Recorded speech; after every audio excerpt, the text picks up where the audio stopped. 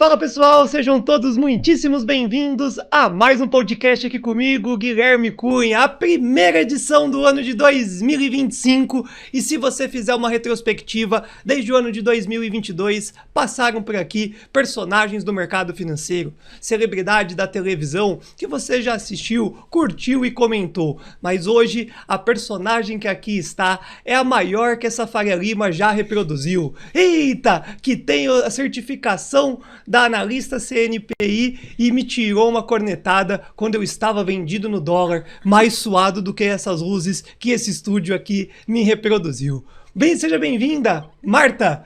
Reproduza o seu sobrenome para eu não errar, por favor. Matsumura. Seja bem-vinda aqui ao podcast Invest Smart Projeto Trader XP.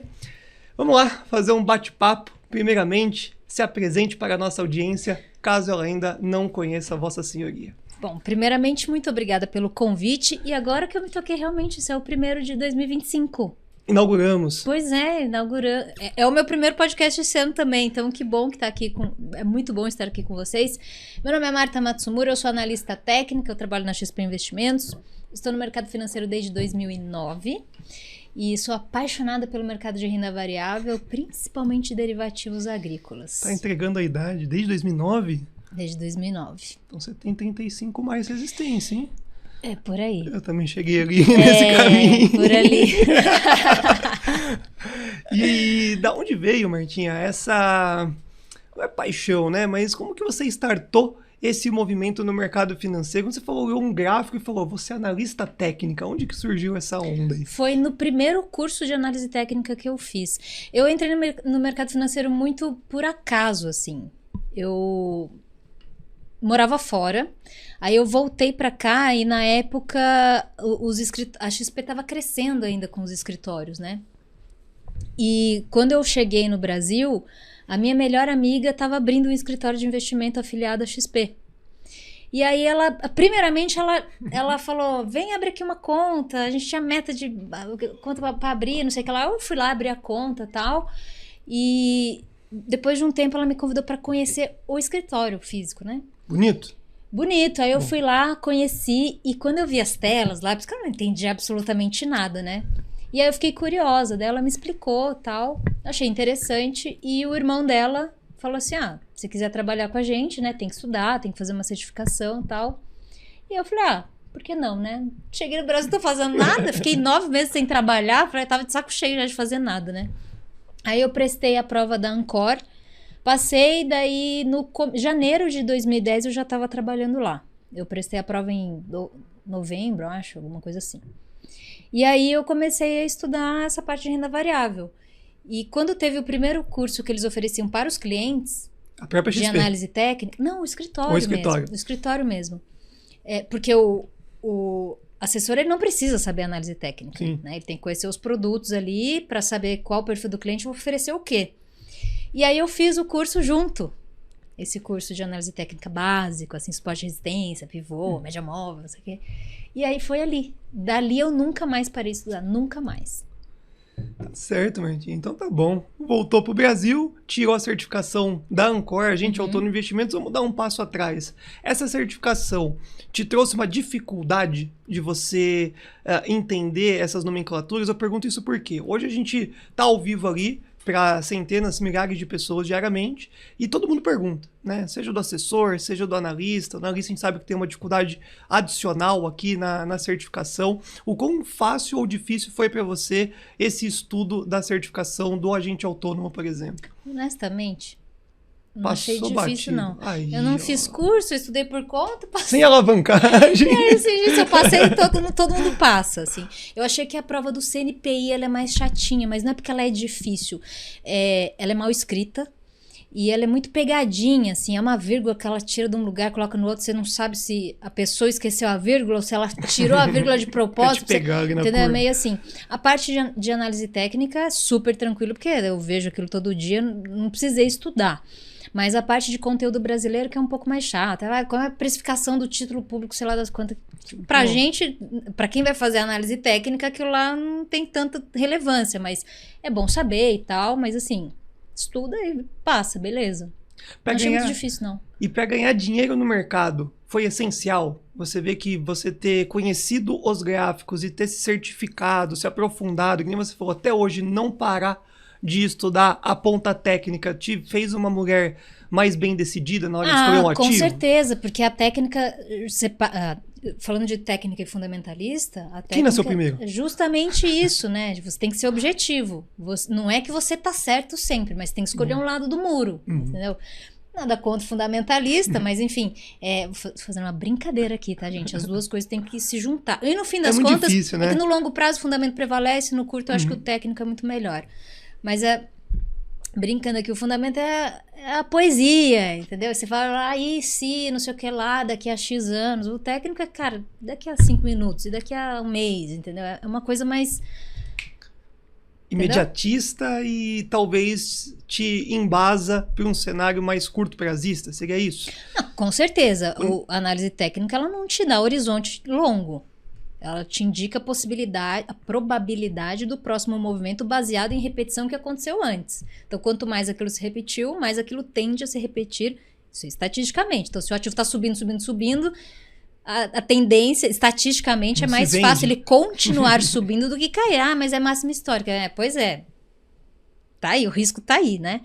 E aí, eu acho que essa é a beleza da coisa, assim. Principalmente depois que eu comecei a estudar a parte de agro, que eu não consigo não olhar fundamento quando eu vou fazer uma análise de agro, principalmente sazonalidade, considerando sazonalidade, eu entendo que a junção das duas coisas é perfeita. Mas no mercado de ações, por exemplo, eu não acho que isso se aplica tão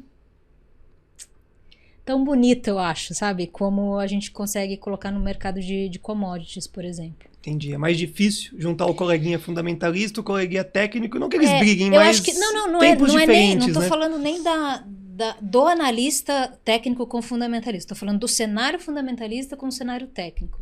Na minha opinião, o cenário fundamentalista de ações, ele tem um timing muito torto para fora de tudo, assim. Você fala, tá... aí você olha um relatório fundamentalista e fala, nossa, que empresa incrível, não sei o que. Aí você olha o fluxo do dinheiro saindo, uma galera saindo. Tem um motivo para aquilo ali acontecer, entendeu? Então, não é que aquele relatório não esteja correto, mas talvez a precificação daquele otimismo ela venha mais para frente no curto prazo. Tá acontecendo alguma coisa que não tá legal e o analista técnico vai olhar e vai falar, deixa cair mais que eu pago mais barato depois. Ou deixa eu vender aqui agora e depois, quando chegar num spot mais importante ou der um sinal de que ele vai subir, eu pego esse fundamento e carrego ela para frente, entendeu? Dentro da sua trajetória maravilhosa, currículo grande, qual que foi a maior bizarrice que você já viu de uma distorção muito louca, assim, que o gráfico bagunçou, que você fala assim, nossa, Gui, cara, seja a pandemia, seja o Trump lá tweetando, o que te marcou nessa história aí como analista? Eu não sei nem precisar quanto tempo foi, sei lá, uns 10, 12 talvez, não sei dizer, para trás, que eu vi o índice futuro mais barato do que o Ibovespa. Mas o contexto, você lembra o que estava rolando? Lembro, sim. O mercado estava muito pessimista, né? Você tem um limite, por exemplo, para fazer short em ações, né? O banco de títulos de custódia para fazer aluguel de ações e de BOVA, por exemplo. Então a galera ia vendendo o índice. E a gente sabe que a precificação do índice futuro é Ibovespa Vispa, mais taxa de juros pro rata, você tem a precificação do índice futuro. Então ele não pode ficar mais barato, né? Você tem que você soma juros, não tira. Caraca. Então o mercado estava com um sentimento tão ruim, tão vendedor, que a galera que não conseguia shortear à vista ia no índice futuro e batia, o índice futuro ficou mais barato que o spot. Era Lula preso, Joesley Day, o que tava rolando? Não, foi antes. Crise zona braba, que loucura. Foi uma vez só que eu vi isso, faz muito tempo também. Aquilo foi uma novidade para mim. Chocante. E essa... Vamos colocar a pandemia como algo, entre aspas, que todo mundo já sabe, todo mundo já viu. Tá, gente? Não durou muito, corrigiu rápido. Tá. Pandemia, circuit break, então a gente viu aquelas loucuras, mas recentemente a gente viu uma pontuação de câmbio muito maluca, direcional, com N justificativas, e a gente se encontrou na XP aquele dia, todo mundo numa ponta, cada um numa visão. Isso você encara como uma distorção também brasileira, ou a gente estava prevendo isso nos gráficos, depois que rompeu determinado preço, aquilo era mais condicionado? O que você viu no dólar em 2024 aqui no Brasil? Eu já tinha feito, inclusive eu postei uma análise com a minha expectativa de dólar na máxima lá do 6,30. Eu postei, eu tenho provas. Tenho provas imagens. E coloquei, espero o dólar aqui. Inclusive ele cravou a máxima, tudo baseado em Fibonacci. Então, a gente vê que essas coisas, de novo, baseado no curto prazo. Eu não tenho como saber o dólar quando vai estar em dezembro, né? Sim. Ninguém sabe. É aquele negócio, né? O dólar, ele existe para humilhar todos os economistas e analistas do Brasil, porque a gente não sabe para onde vai. Mas eu penso que isso é precificação do que é. Independente do que seja. Distorção, eu encontro. Mas quando você tem um fundamento que justifica uma distorção, eu acho muito perigoso você entrar apostando na correção dela até que você entenda que tem algum sinal de que ela tende a corrigir. Porque um cenário que fundamenta uma distorção, ela pode continuar distorcendo. Não é uma coisa assim, encontrei uma distorção, mas não tem motivo. Se não tem motivo, vai corrigir, ela vai corrigir. Às vezes alguém errou uma mão lá e entortou o negócio e você entra e corrige. Agora, quando você tem uma história que fala, mas é por isso, você fala, então, não, entre aspas, não é distorção. É a precificação de um negócio que está mexendo com o histórico dessa relação aqui, mas que em algum momento corrige, mas aparentemente não é agora. E para isso a gente usa análise estatística, né? A tal da gaussiana. Quem que é gaussiana? Ela tá no Big Brother? É uma amiga minha, a Gaussi, querida. Eu falo com ela todos os dias, tá no Big Brother. É isso, eu não tô falando com ela porque ela tava enjaulada não, confinada lá no hotel do reality show. Então tá. Você deu uma aula, na verdade, aqui pra gente. Muitos quiseram fazer isso. Encontrar topo é natural. Encontrar fundo é natural. E como que a gente restabelece uma conexão com o psicológico quando a gente vê que errou, Martim? Então a gente, vendeu, não estopou. Ou comprou, não estopou. Depois que tomou um stop para voltar, você deve flagrar isso várias vezes as pessoas na corretora ou até mesmo nas suas mídias sociais. Qual que é o principal cenário para quando você toma um stop e dá uma travada aí para a turma que o ano passado não conseguiu performar? Olha, faz um tempo já que eu parei de fazer sala ao vivo, então eu já não tenho mais contato com com esse tipo de situação, assim, o trader propriamente dito, assim, de ler ou receber compartilhamento desse tipo de situação, tipo, eu não estopei e tal. Guilherme, isso é tão sensível, porque cada um tem o seu motivo, né? E a gente sabe que isso mexe com o emocional também. E aí você sente, você se comporta de tal maneira e você acaba repetindo aquilo, e é uma dor que às vezes ela nem regride, ela acaba progredindo dependendo do jeito que a gente aborda ela. Mas, de uma maneira muito prática, você errou uma vez, não dá mais pra ficar, fazendo drama em cima. Fala, cara, beleza, errei esta... Pode falar palavrão aqui? Pode, tá livre. Eu errei esta... Então, o que eu posso fazer pra não errar da próxima vez? Bom, anotei, eu fiz isso aqui de errado, isso aqui eu tenho que prestar atenção, isso aqui eu não tinha visto antes e foi um sinal que eu não reparei que se eu tivesse visto... poderia ter sido evitado. Agora, outra coisa que é importante saber. Tomar stop não é errar, necessariamente. Todo mundo toma stop. Sim. Não é porque você tomou um stop que você... Nossa, você é acabou o universo e... a mosca do cocô do estrume do cavalo do bandido, entendeu? Não é isso. Todo mundo erra. Normal. Gente, normal. Se você não errar, eu falo, caramba, o que é isso aí? É um ET. Entendeu? Então, acho que as pessoas têm que... não romantizar, mas normalizar. Fazer muito drama com erro. Você não é a escória porque você errou, mas também você não é o rei porque você acertou, entendeu? O que é a experiência, né? Eu faço 16 anos de mercado financeiro. Com o tempo, você toma stop e não dói mais.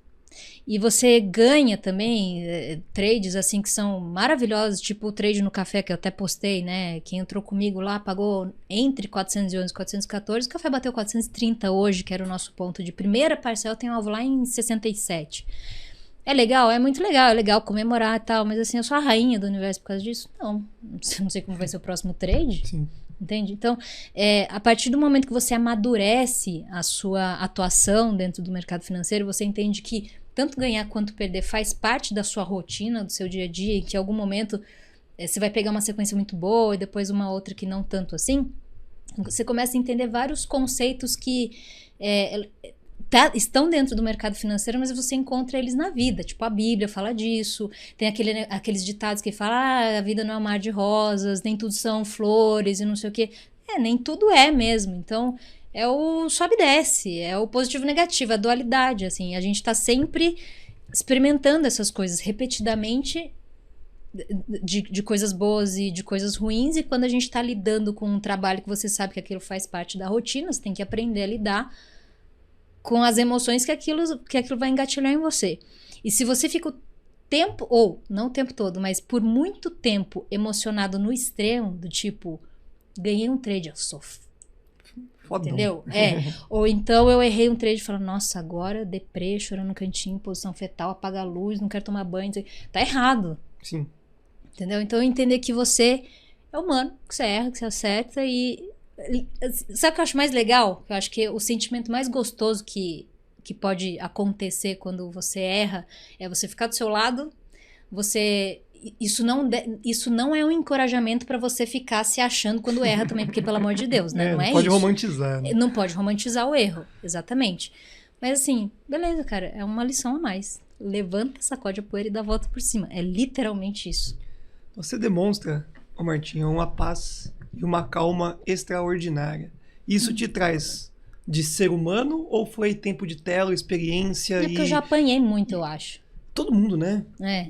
Sensacional você ter falado, porque acho que todo mundo que a gente conversa que realmente clica já tomou o seu sacode e isso... Já tomei um sacode de tipo, o Banco Central entrou e eu nunca, tava lá, né? falei, leilão. E eu comprada, eu saí com o dólar cheio, 18 pontos, fora do meu stop. Doeu. Dói, machuca, Doeu. né? E a questão não é nem o dinheiro. O dinheiro você vai fazendo trade, você recupera. Ou você tem outra fonte, você recupera e tal. A questão é mais a baque, sua emoção né? mesmo. É um acidente, baque, né? do tipo, você fala, caramba, eu não calculei todos os meus riscos. Existem riscos que vão além do operacional de bater o dedo errado, de colocar um zero a mais. Eu já fiz com a unha grande, também fui apertar 10 lá. vai sim. Foi um zero a mais, 2 zeros a mais. Ou você vai apertar aperta o número de cima, 4 ali, entendeu? Então essas coisas acontecem, mas esses não são os únicos problemas que podem acontecer. É conexão com a internet, né? Tem outras coisas, um leilão do Banco Central, por exemplo, entendeu? É o tamanho da margem, tem coisas que a gente não coloca na conta, né? Caiu a luz lá na minha cidade, no meu bairro, não sei o que, então isso tudo tem que colocar no risco. Por isso que com o tempo eu falei, ok, eu tenho um no break, minha internet está garantida, internet cabeada, a minha tá curta, ou eu já consegui mexer aqui no teclado direitinho, coloquei uma margem mais rechonchuda para cada contrato, então reduzi a alavancagem e beleza, tem agenda de Banco Central, ou o dólar tá subindo num ponto que eu olho para trás, ou olho notícia e falo, o banco gosta de entrar aqui, igual, gente, o Banco Central ultimamente tem gostado muito de vender no 6,20, ele chega, ele fala, aqui não, e começa a vender. Por um período foi inócuo, mas a gente já sabe mais ou menos em que ponto o Banco Central gosta de atuar. Eu não vou ficar atuando ali. Entendeu? Então, é esse tipo de observação que faz a gente errar menos ou errar erros diferentes. Essa da unha foi a primeira vez que eu ouvi. Que já aconteceu comigo. Já tive também ali. até de o gato tá passando em cima, pisa no negócio, abre uma boleta, não sei o que. Eu tinha 12 gatos quando eu operava em casa. Agora, morando aqui em São Paulo, eles não estão comigo. Então, mas assim, acontecia. Chocante. Vamos sair da esfera do prejuízo, do caos, da dor, pra falar das coisas boas. A lembrança de uma porrada, tipo essa do café. Foi café em 2000 e... Quem que opera café do Brasil? Pessoa física, Martinha? O que você tá criando moda aí?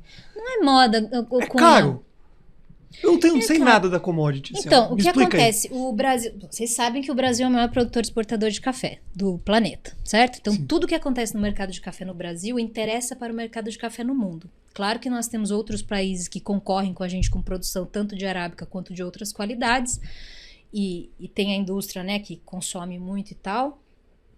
Mas... antes da Dilma taxar o IOF aqui no Brasil, a liquidez do café aqui era tipo a do mini índice. Eita.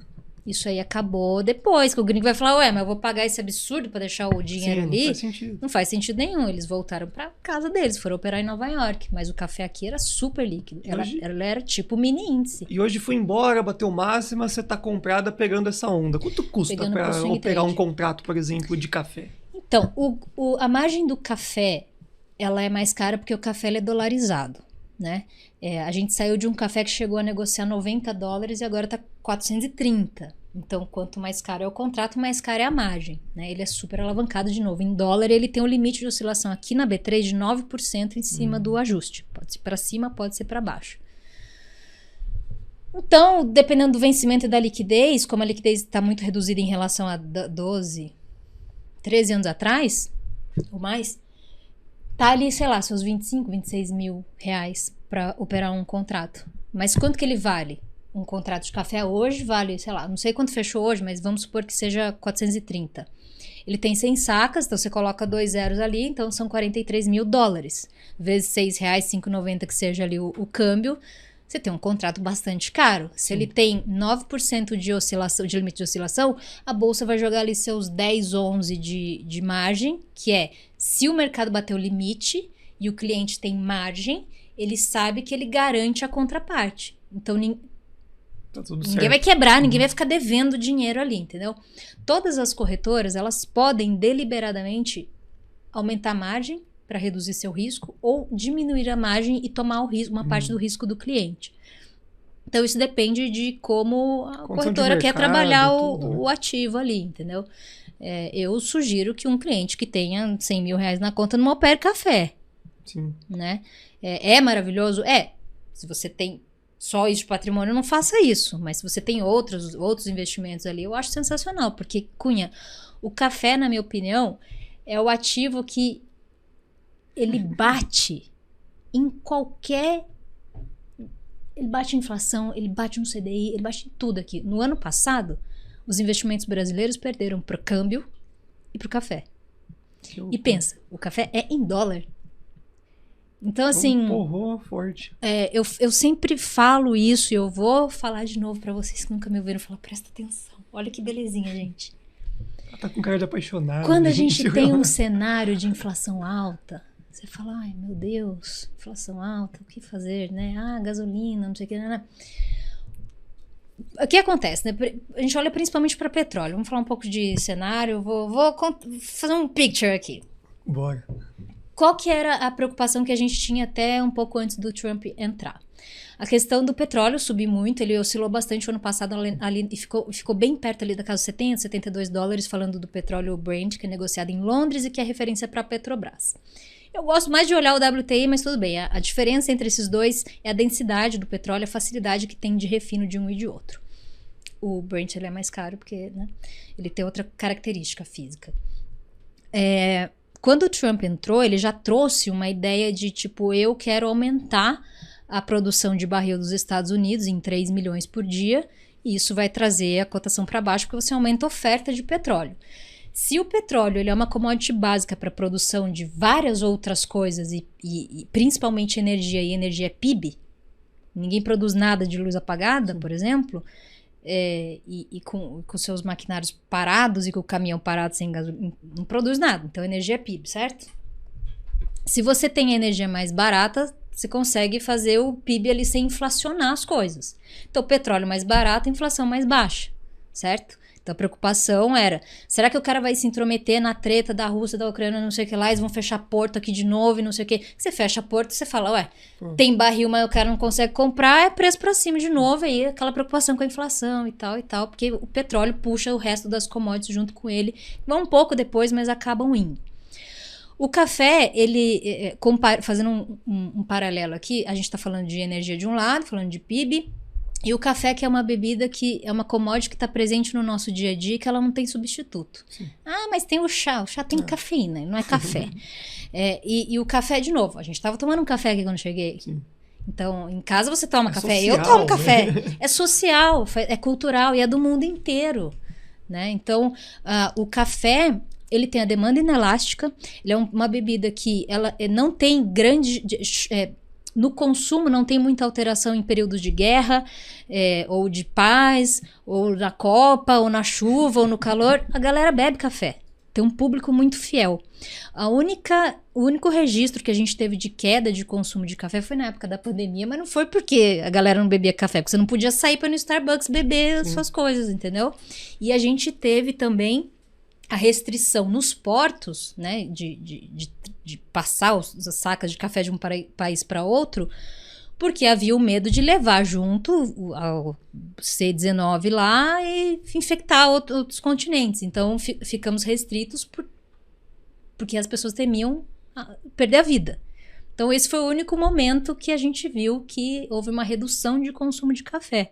Mas o motivo, né, não foi porque as pessoas não queriam café. Petróleo ficou negativo, né? Exatamente, o petróleo ficou negativo. Então, esse cenário de pandemia... Ninguém que está vivo hoje passou isso no passado. Isso é uma coisa inédita. O conhecimento além dos gráficos.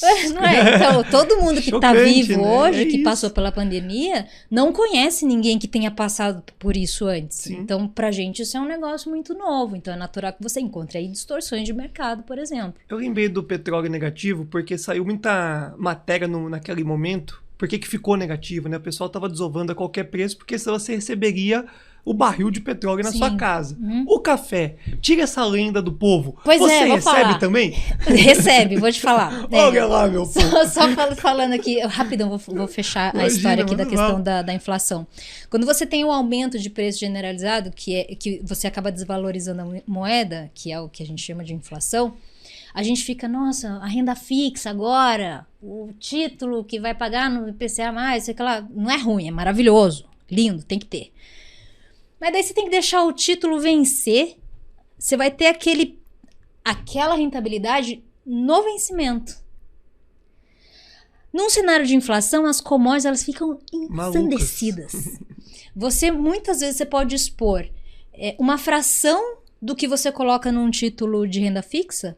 Você expondo uma fração disso num contrato futuro de milho, ou de boi, ou de café, que seja de soja, você faz muitas vezes aquela rentabilidade que o título de renda fixa faz, entendeu? Sim. Tudo isso aproveitando o cenário inflacionário, porque o preço sobe, você compra milho, você compra o boi. Quem não lembra do boi que saiu de 160 para 320?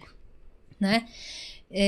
Então é uma maneira muito inteligente de navegar cenário inflacionário e deflacionário também, porque contrato futuro você não precisa alugar, você simplesmente vende. Entendeu? Então, queda de preço? Então tá bom, então vamos vender. Pronto. Deixa cair. Muita produção de soja, tá sobrando soja no mundo. Vende no contrato futuro. A gente pegou 2 anos maravilhosos de queda no preço de soja, atendi um monte de cliente no Brasil inteiro, explicando o cenário mundo de soja, que a gente bateu recorde de produção, o Brasil conseguiu alcançar o ranking na produção lá. Tinha muita soja, tinha soja saindo pela axila das pessoas, assim, tinha muito soja.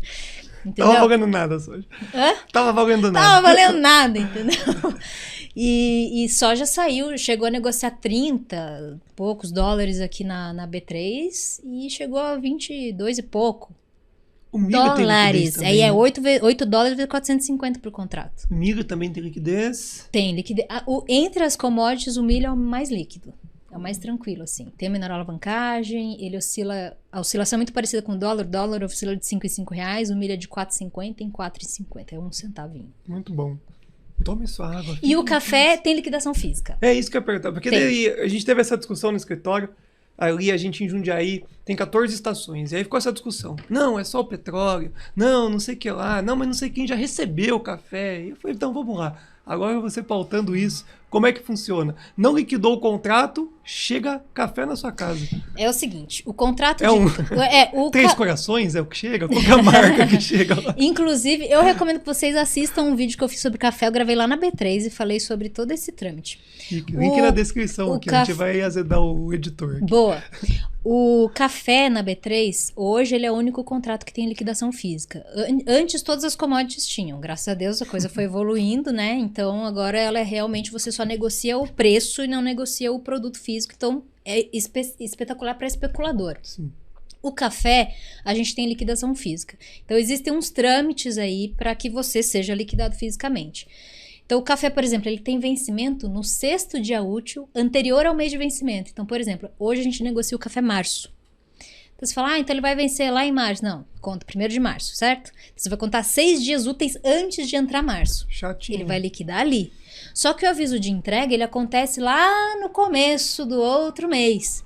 Então, nesse aviso de entrega, que a bolsa vai lá e dispara esse aviso e fala, quem quiser liquidar fisicamente o contrato de café, negocia a partir daqui. Se você não quer, você tem que liquidar o contrato futuro e passar para o outro vencimento. Antes, eu peguei um caso desse em 2012, eu morava no Rio de Janeiro. Eu não sei porque a bolsa fazia isso, agora ela corrige. Obrigada, B3. Ela partia do princípio que todo mundo que estava posicionado ia liquidar. Mas tinha muito especulador ali. O cara não quer nem saber a cor do café, ele quer negociar o preço. Viu? Então, o que acontecia? O cara queria entregar, só que o cara que comprou, ele não queria comprar, receber o café. Ele queria comprar o contrato futuro. Então, ficava sem liquidez e aí gerava multa e gerava muita custa também, porque o cara que vai entregar o café, o que vai receber, tem que emitir nota, tem que pagar imposto, tem que pagar o armazém, que tem que ser credenciado pela bolsa. Esses trâmites todos acontecem fora da corretora. Fica lá, isso é responsabilidade do cliente, do que negociou o contrato. Então tem emissão de nota, tem um monte de coisa para fazer. Tem que passar pela inspeção da bolsa para saber se o café dele está dentro do padrão bolsa, daquele que a gente negocia ali, né, o contrato futuro ali. Então tem muita coisinha ali para ver se está tudo certinho. E ainda existe isso. E tem bastante café que é liquidado ainda pela bolsa. Então os caras realmente comercializam café via contrato futuro. É outro risco. É outro risco. Muito pior que da unha, inclusive. Que coisa você vai falar pro seu marido, pra sua mulher que hoje, chegou café? a XP, ela liquida automaticamente os clientes um dia antes do aviso de entrega. Para garantir, né, que o cara não vai receber e não vai precisar entregar café para ninguém. Porque imagina... Então. Uma coisa é você receber que no final das contas você fala, tá, guarda em algum lugar aí. Agora, o cara que fala assim, eu comprei seu café, cadê? Entendeu? Terrível, né? Isso é horrível. Queima filme, né, gente? Pelo amor de Deus, ficar assumindo compromisso que os outros não cumprir. E o pior, não saber que tá assumindo compromisso. Por isso que é importante conhecer o que a gente tá negociando. Então, hoje, a bolsa faz todo o trâmite que ela tem que fazer, tá certa, ela tá certa. E a corretora também tá certa de liquidar os clientes e não precisa pegar confirmação de ordem, né, porque... ela tá fazendo ali para proteger a conta do cliente e o risco dela mesmo. Então, naquele dia, ela vai liquidar o cliente querendo ou não querendo. E aí, ele vai ter que pegar aquela operação e rolar para outro vencimento, se ele quiser continuar posicionado. Você, para nossa comunidade, ficou famosa com isso. Repito, acho que nem sei se você sabe, que não. É o Apollo Trade. Aquele vídeo que você fez, que é muito bom, viu? Eu acredito que eu consiga, inclusive, transcrever ele do começo ao fim. Transcreva! Que é, traga os seus ativos para a XP, porque a XP garante. Colocando ali o quanto que a XP prevalece em cima dos ativos, né? Então você consegue alavancar um pouco a mais do que o convencional, a depender do ativo. E no meio da sua fala aqui desse podcast, você me chamou muita atenção, trazendo um movimento de que a corretora, inclusive, ela pode mudar isso, a depender de acordo com a movimentação do mercado e etc. Como que o trader, porque a grande maioria acaba em algum determinado momento alavancando, se protege também como um dos riscos que a gente está pautando, né? Desde o risco da unha, da energia, da internet cair, de chegar a saca de café, porque recentemente, eu tô falando tudo isso por causa de novo, dólar, do índice, final do ano passado, as mudanças de margens extremamente mais caras. Isso foi estopando muita gente, porque deve falar, eu não quero também correr esse risco. Não é nem estopando, acabou impedindo muita gente de abrir operação. Perfeito, é isso. Você acha que reduz essa liquidez, condição tirou muita gente do mercado, mas mais pelo preço? Custou mais caro agora? Eu percebi uma grande insatisfação, mas eu não acho que tá errado, acho que tá certo. Você evitar que um indivíduo que não tenha capital suficiente para garantir, para segurar a vol que tá rolando, ele não tem que entrar. Fim. Esse é o melhor corte de todos. Você acredita? Porque é onde machucou muita gente, e aí tava, e que nem você falou, o pessoal ficava bravo. Era 3 mil reais o contrato mês passado, agora tá 7 mil, eu não consigo clicar direito. Mas é exatamente isso, o momento não condiz com aquela realidade. Exato. Certo? É tipo o mercado falando assim... amiguinho. Hoje não é pra você, entendeu? É tipo, eu tô aprendendo a surfar, eu não vou pegar uma onda de 5 metros, não faz sentido nenhum. Entendeu? Ué, tá meio metrinho, entra com o meu professor lá e vamos. Agora, 1,5 m, 2 de onda, eu vou lá bonitona lá, sozinha com a minha pranchinha. Você eu vou surfa? morrer. Não, eu já tentei, mas não deu certo. Difícil, né? Eu não tentei o suficiente, pra falar bem a verdade. Mas eu me lembro da experiência. Eu estou fazendo o paralelo aqui. Acho que é pra isso, assim. A gente tem que entender o tamanho da vol que o dinheiro segura. E acreditem, galera, as instituições que estão observando aquilo ali, a corretora, a bolsa, elas sabem disso. Né? Então, num cenário que você tem muita notícia econômica, política, geopolítica rolando, que você sabe que vai ter muita vol, não dá pra deixar um cara que tem R$300 na conta pra operar. Ele vai quebrar. No momento que clicou. E aí ele vai falar o quê? Corretora. A corretora, porque o mercado é uma merda, porque isso não funciona, e vai jogar o tigrinho. Entendeu? Então, assim, de novo, tem que ter maturidade pra operar. Existem a grande parte do período que a bolsa estava funcionando ali, beleza, com R$150 você segura a bronca. Eu acho ridículo, tá, gente? R$150 não é pra você operar, é pra você abrir uma boleta. Pra você operar é outra coisa. É o tigrinho, eu chamo de tigrinho. Quando a gente começa muito pequenininho assim, acaba sendo o tigrinho. Porque a vol, ela vai te dar uma rasgada em algum momento ali. Que o ponto é o seguinte, o que as pessoas têm que entender? O que é margem? Margem é um volume financeiro mínimo para você conseguir abrir uma operação. Mínimo, né? Mínimo. Então, você consegue abrir uma operação. Por que margem mínima não segura operação nenhuma? Porque se ela oscilar um tique contra você, você já não tem a margem. Se você precisa de R$150, você entrou na operação, você já pagou 20 centavos de corretagem, não sei quanto, 3 centavos de emolumento, você não tem 150, você tem 149,92. E aí você não consegue mais, aí faz o quê? Vem o risco, tira você, aplica uma corretagem cheia, e você entrou com 150, saiu com 130, chateadaço.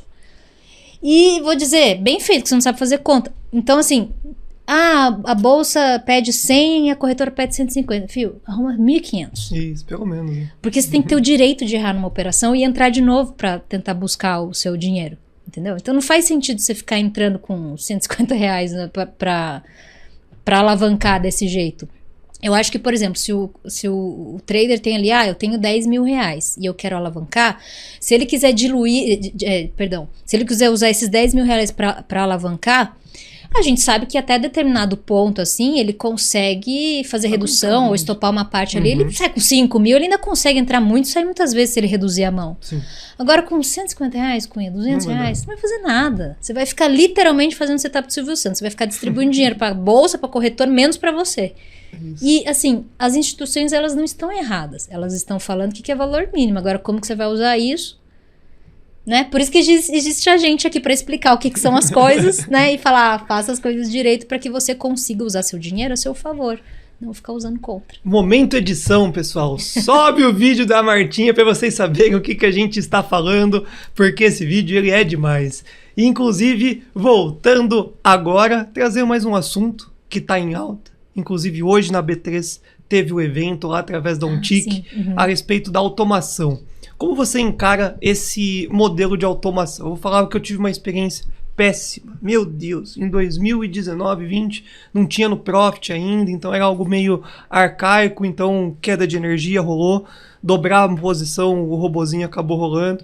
Hoje eu vejo que é algo que a tecnologia realmente conseguiu alcançar, mas ainda muito programado pelo ser humano. O que você acredita que vai ser a próxima etapa da automação? E, inclusive, por exemplo, a gente tem uma sala lá ao vivo, a gente tem um acompanhamento de pregão, e eu ouvi, inclusive, de gente grande, né, estudantes do mercado, que daqui a 1 ano e meio, 2, muito provavelmente a gente vai estar narrando robô. Né? Então, estratégia tal foi entrada, estratégia tal foi executada. Qual que é a sua visão da automação? Se veio para ficar ou ainda está engatilhando e está melhorando as suas experiências? Não tenho dúvida que veio para ficar, assim como o mercado de criptomoedas. Acho que tecnologia é um tema que a gente tem que prestar atenção por muito tempo. Eu não sei qual é a sua idade, mas enfim, a galera mais nova aí já está meio que inserida nisso. Nem sei se eles entendem qual é a sensação de observar a evolução das coisas no tempo. Ou o impacto disso, porque na verdade eles nasceram em cima do impacto que a gente está vendo, porque eu me lembro da época que não tinha essas coisas. Sim. Quando eu cheguei lá em 2009, que tinha acabado de terminar o pregão Viva Voz, a gente trabalhava para fomentar a liquidez de mini dólar, né? Então, na minha opinião, a automação veio para ficar. como todo tipo de mercado, ele tem um tempo para fazer adaptações e para errar e para ajustar e para acertar. E eu não acredito que a intervenção humana ela vai ser assim, não precisa mais. Substituída, assim. Não, assim, não faz sentido, né? Inteligência artificial... Gente, tá bom, a inteligência artificial ela não tem consciência. Ela não tem lógica, ela só fica ali, ela só tem acesso a muito mais informação do que a gente consegue processar ali, entendeu? E óbvio, é maravilhoso aquilo ali, o jeito que responde, mas a gente sabe, pelo menos hoje, não sei daqui a 1, 2 anos como que fica isso, a gente sabe que a gente tem que conferir as informações que a inteligência artificial passa pra gente. Agora, falando dessa parte de automação, de novo, o que é automação? É um troço automático, que ele automatiza, ele faz. Só que ele obedece um comando. Um ser humano vai lá dar um comando e fala, faz isso quando acontecer isso. Ele vai ficar fazendo aquilo quando acontecer aquilo. Se não acontecer aquilo, ele não vai fazer. Ele não é burro, mas assim, ele não raciocina, ele faz o que você manda, literalmente. Obedece quem tem juízo. E ele não tem compromisso com o resultado. Uma automação pura e simples, tá? Não tô falando de machine learning. Mas você fala, compra no 10, vende no 20. Mas se o mercado for para 20 e 30, ele vai parar para sempre, porque nunca mais foi no 10, nunca mais foi no 20. Então, acho que as pessoas têm que usar isso a favor também, sabe? Eu acho que tecnologia tá aí para melhorar a vida de todo mundo. Se não tá fazendo isso, tá muito errado. Tipo o Excel, por exemplo, é maravilhoso.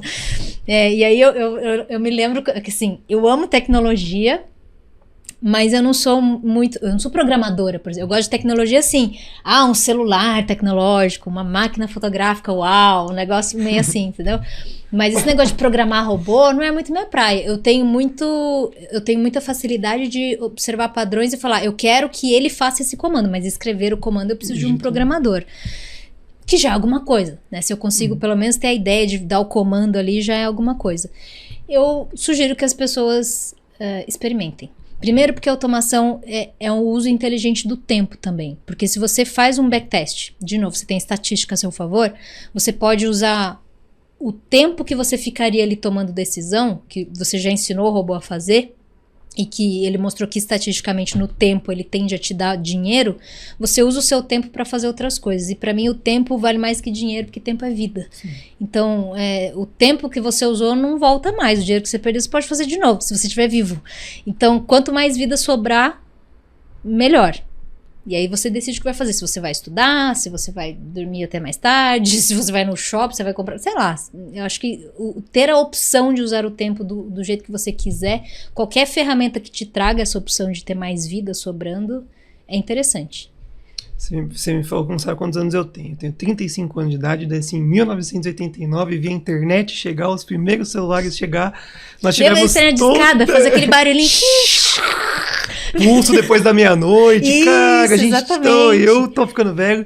E eu acho que essa nossa geração, né, vou te incluir na minha geração aqui, então. Nós vimos tudo isso acontecer, né, e parecia algo que não ia pegar, não ia funcionar, foi se aprimorando e hoje a gente vê que é algo natural. Você falou de criptomoedas, eu fui uma pessoa que vi ela em 2015 passar na minha cara, não comprei, depois de 17, 19 começamos a fazer conteúdo, eu não comprei e hoje eu fiz uma transmissão, fiz uma live, que uma das pessoas que me encorajavam falou, pô, Gui, você não comprou, e hoje em $100 mil parece que tá caro e a revolução... Daqui a pouco tá 300 e eu não comprei. E nunca mais teve o 100, né? Então... A gente começa agora a pautar esse movimento da cripto, seja com Trump ou sem Trump, a visão da Marta para a cripto. Eu vi que você falou com um ar amoroso do café, é o mesmo amor que você tem pela cripto? Eu tenho respeito pela ideia de progresso no cotidiano das pessoas. Esse é o ponto. Usabilidade, você diz? Usabilidade, de resolver problemas. Boa. Então, o Bitcoin, ele trouxe uma solução. O blockchain é um negócio que você fala, meu Deus, que gênio. Que gênio. Não. Eu acho incrível isso. Existem aquelas criptos que são especulativas, a Shiba, não sei o que lá, que não presta pra nada. Então, o que me interessa observar nas criptomoedas? A proposta de solução que traz para a humanidade. Então, essas eu acho que vingam. As outras são interessantes? Para quem gosta de um risco, né? Pegar uma vol alta, sei lá, isso é bem legal. É, bem legal. Mas eu não acho que isso daí é uma coisa para você falar, nossa, isso aqui vai mudar minha vida.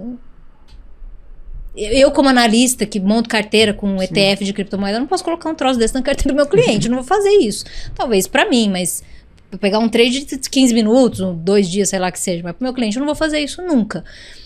Mas eu penso, eu tenho esse... Não é questão de pensar com carinho, é que eu sou entusiasta da ideia. Eu acredito que é uma tecnologia que veio para ficar e que ela tem uma proposta de solução para a humanidade e que as pessoas já usam. Né? A questão é que, óbvio, que os governos não gostam. Quem gosta de poder, né, não gosta de descentralização. Mas eu acho que tá aí e a humanidade vai ter que aprender a conviver com isso. Comprou antes do Trump, não? Ou não? Olha, eu vou te falar um trade que eu fiz, eu até postei, faz muito tempo, tá? Eu comprei o bonito lá em $7.000 e vendi a 10 achando que tava maravilhosa na foto. Assim. Falei, nossa, que incrível! Aí eu olho e falo, nossa, acho que deixa pra lá. Alfacei. Voltaria a comprar em qualquer queda? Com certeza. Pra manter mesmo assim? Com certeza. E começar a criar sua reserva de Com valor? certeza. Uhum. Você me avisa quando? Aviso. Só que eu fiz uma análise, eu tava esperando o Bitcoin perder a linha dos 92 mil para fazer uma retração mais profunda, né? Eu achava que isso ia acontecer antes do Trump assumir, porque ele é um cara pró-criptomoeda, então quanto mais perto do dia 20, mais a galera ia comprar, porque o cara ia provavelmente fazer algum statement que ia trazer mais essa empolgação. Ele até fez, inclusive, ele não falou Bitcoin, mas ele já falou que criptomoeda, tal, falou de criptomoeda. E ele é um cara pró-criptomoeda. Falou, inclusive, de ter reserva, né, de criptomoeda. E aí, esqueci o que eu tava falando. Ai, que louco. A gente falando de cripto, a gente tá falando de comprar, se caísse comprava, depois você falou da retração. Isso, E aí eu tava esperando uma retração se ele fechasse abaixo dos 92 mil dólares, aí eu tava olhando o volume de dinheiro que tava acontecendo ali, e o que eu percebi?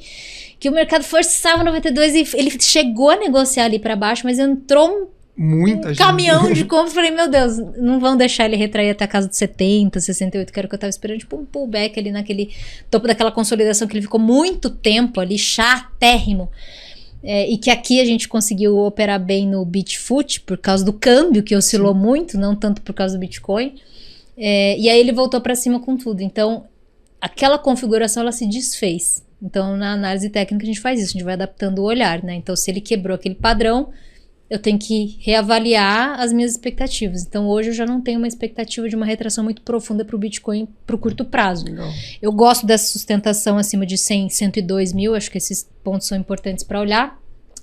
Eu tinha projeção de máxima dele na região do 108 e foi ali que ele segurou mesmo, depois voltou. E aí as próximas projeções eu falo de intervalo mais curto porque eu entendo que eu tô falando com a galera que fica mais no giro, né? Então, eu tenho 111, 115 e 130. Chocante. Podcast papo cabeça, hein, pessoal? Teve uma ou outra zoeirinha só aí no meio do caminho.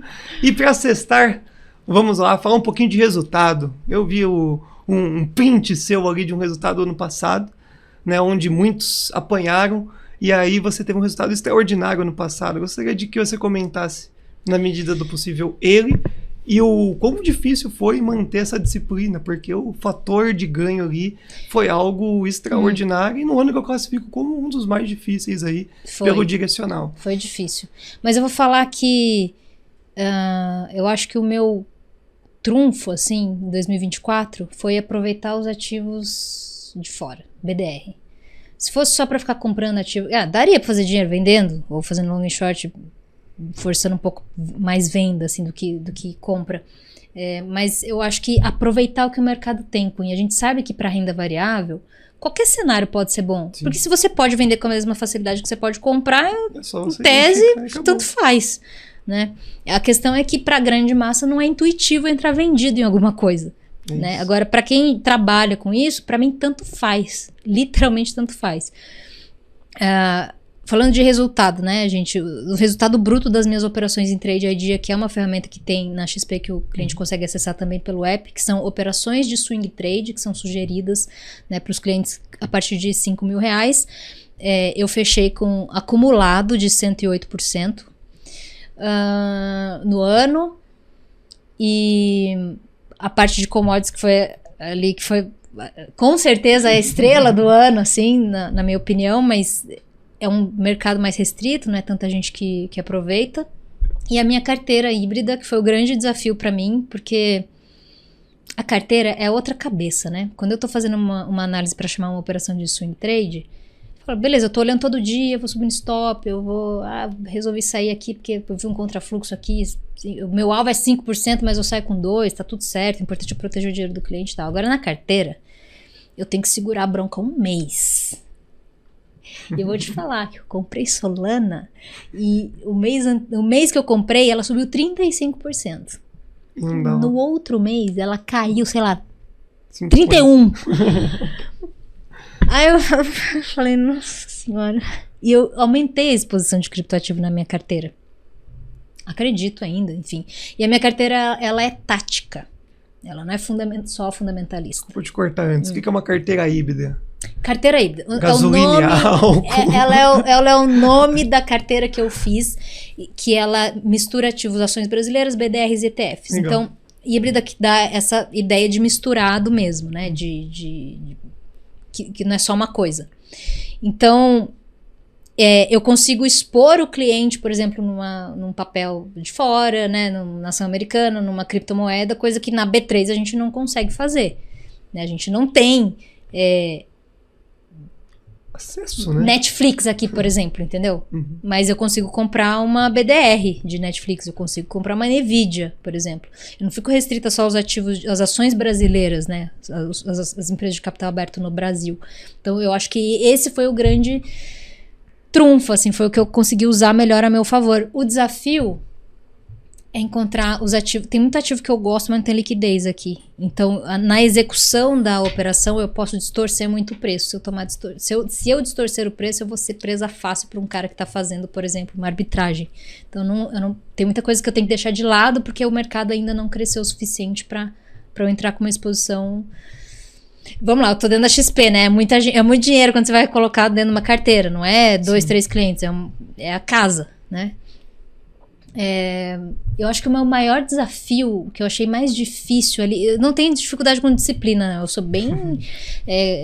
quando eu tô fazendo análise, eu falo, cara, eu tenho que entender que isso aqui, eu tô mexendo com o bolso de alguém que tá confiando em mim, a pessoa precisa confiar no meu trabalho. Não é que eu não erro, eu tive meses horrorosos, já tomei assim 5, 6 stop na sequência, assim, ó, 5%, tá. Falei, nossa, eu não sabia direito onde eu tava. Foi horrível, mas também nunca escondi, sabe? Falei, beleza, galera, todo mundo apanha. E é bom mostrar também que analista também apanha, porque eles acham que a gente sabe de tudo, né? Ou às vezes acham que a gente não sabe de nada. Acho que esse é mais comum, inclusive. Meu operador de conta demo. Simulador. Gente, se vocês soubessem o que é regra de CVM, vocês, né? A gente não pode operar, né? Eu acho que o meu maior desafio foi... fazer o cálculo do tamanho da exposição, pensando que eu tenho, embora a carteira seja direcionada para cliente muito agressivo, eu entendo que dentro desse perfil muito agressivo tem aqueles que gostam muito de cripto e gostam nada de cripto. E eu tenho muita exposição em cripto. E a carteira, ela é tática porque eu olho o fundamento, agenda e setor. Então, por exemplo, quando eu comecei ela lá em julho, foi horrível. Por quê? A ação brasileira estava caindo e lá fora tudo em máxima histórica. Eu não sabia se eu estava comprando topo ou não. Eu falei, bom, preciso pegar a cestinha e começar a comprar aqui, né? E eu passei, acho que 2, 3 meses assim, performando abaixo do Ibovespa. Eu falei, beleza, você não tem eleição. A tática vai ser usar a eleição ao meu favor. Então, o que tende a acontecer na eleição se o Trump... que eu sempre achei que o Trump fosse ganhar, eu nem pintei outro cenário, inclusive. Cripto é favorecido.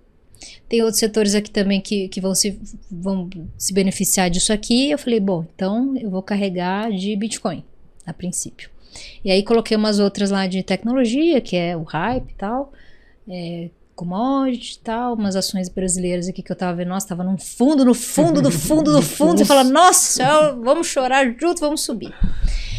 E aí, a porrada que deu ali em novembro, na eleição, foi salvou basicamente Bitcoin, salvou tudo. A gente entregou 11% em um mês na carteira.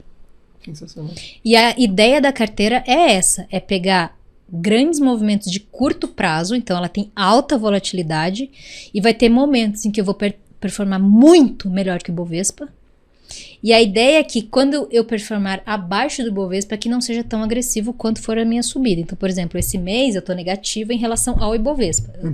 Como as criptomoedas já voltaram muito meio que pro preço do começo do mês, que eu renovo meu preço médio toda virada de mês, eu devo estar ali com, sei lá, até a hora que eu olhei eu tava com 0,9 no mês.